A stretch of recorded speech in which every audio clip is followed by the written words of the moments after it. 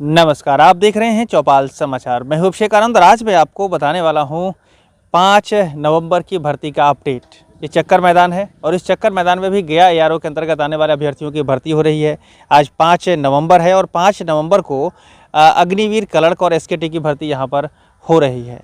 इसमें अरवल जिला, जमुई, कैमूर, लखीसराय, नवादा, रोहतास और शेखपुरा ज़िले के अभ्यर्थी आज यहाँ पर भर्ती में भाग ले रहे हैं।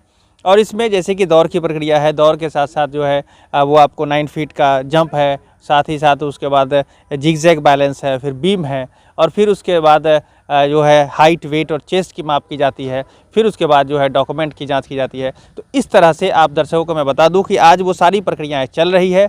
और रही बात कि आप लोगों का जो प्रश्न होता है कि कितने बच्चों को सिलेक्ट किया जा रहा है, तो उसी रेशियो में पहले जिस तरह से बच्चे सिलेक्ट हो रहे थे उसी रेशियो में अभी भी सिलेक्ट हो रहे हैं यहाँ पर। और टाइमिंग की बात जो की जा रही है, टाइमिंग पूरा टाइम मिल रहा है दौड़ने में भी।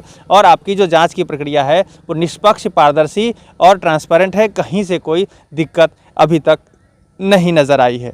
मैं आपको ये भी बता दूं कि देखिए, कुछ प्रश्नों का जवाब लोग प्रश्न पूछते हैं कि हाइट, वेट और चेस्ट के माप में बहुत बच्चे की छटनी हो जाती है। तो सबसे पहली बात तो यह है कि मैंने इसको लेकर पहले वीडियो बनाया हुआ था, आप वहां पर देख लीजिए कि हाइट, वेट और चेस्ट के माप करते समय क्या कुछ ध्यान देना है। वहां पर मिनिमम जो वेट की बात की जा रही है 50 केजी का वेट, वो आपको ये समझ लेना होगा कि हाइट के अकॉर्डिंग वेट चाहिए। ऐसा नहीं कि आपका 50 केजी से ही हो जाएगा। अगर हाइट आपका ज़्यादा है तो उस हिसाब से उसका पूरा चार्ट बना होता है और उसी हिसाब से आपको उसका वेट होना चाहिए, तो उसमें आपको छटनी होती है। चेस्ट वाले में है कि 5 सेंटीमीटर का आपके जो चेस्ट है 77 का आपको मिनिमम चाहिए, उसके बाद आपको 5 सेंटीमीटर का फुलाना है। तो वो दोनों जो है ना बाउंड्री, अगर आप 77 से नीचे चले जाएंगे तब भी आपकी छटनी हो जाएगी। तो इसको लेकर, और आपको अगर 5 सेंटीमीटर नहीं फूलेगा तभी छटनी होगी। तो इन सब चीज़ों को ध्यान रखना है, तरीके से आपकी माप होगी वहाँ पर। और आपका जो है वो हाइट के मापने की अगर बात की जाए तो लोग ये समझते हैं कि हाइट में हम बाल बढ़ाकर आ जाएंगे या बाल मेरा बड़ा है तो वहाँ से नापना है। ये बात नहीं है। यहाँ पर मापने का वो साइंटिफिक तरीका है जिससे कि आपका एक्चुअल हाइट जो है वो सामने आ जाता है। और इसको लेकर कहीं से भी संशय की कोई बात आप में नहीं होनी चाहिए। अगर आप बीम की बात करें या पुलअप की बात करें तो इसको लेकर भी मैंने वीडियो डाल दिया है। वहाँ पर क्या प्रॉपर तरीका है पुलअप का जिससे आपको सही नंबर मिलेंगे, जिससे सही काउंट होगा, वो भी आपको देखना पड़ेगा। नहीं तो आप अगर गलती करते जाएंगे तो वो नंबर कटेगा, आप डिस्क्वालीफाई भी हो सकते हैं। तो देखिए, ये सारी बातें थी। और आज का अपडेट यही है कि आज जो जिन एआरओ के ज़िले की भर्ती हुई है वो हैं अरवल, जमुई, कैमूर, लखीसराय, नवादा, रोहतास और शेखपुरा जिला के अभ्यर्थी यहाँ पर आज भर्ती में भाग लिए हैं। अग्निवीर कलर्क और एसकेटी जो ऑल आर्म्स है वो उनके कैटेगरी यहाँ की भर्ती हुई है। 5 नवंबर 2022 है। तो यही आज का अपडेट है। एक बात और ध्यान देने की है जो मैं आपको बता दूँ कि अगर आप भर्ती प्रक्रिया में भाग लेना चाहते हैं और भर्ती प्रक्रिया में भाग लेने आ रहे हैं तो कुछ बातों को ध्यान देना होगा। जैसे कि मैं स्क्रीन पर आपको दिखा दूं, डॉक्यूमेंट की जहां तक बात रही, डॉक्यूमेंट तो आपको सारे डॉक्यूमेंट लेकर आने ही हैं। साथ ही साथ ऐसे डॉक्यूमेंट जो आपके पास हैं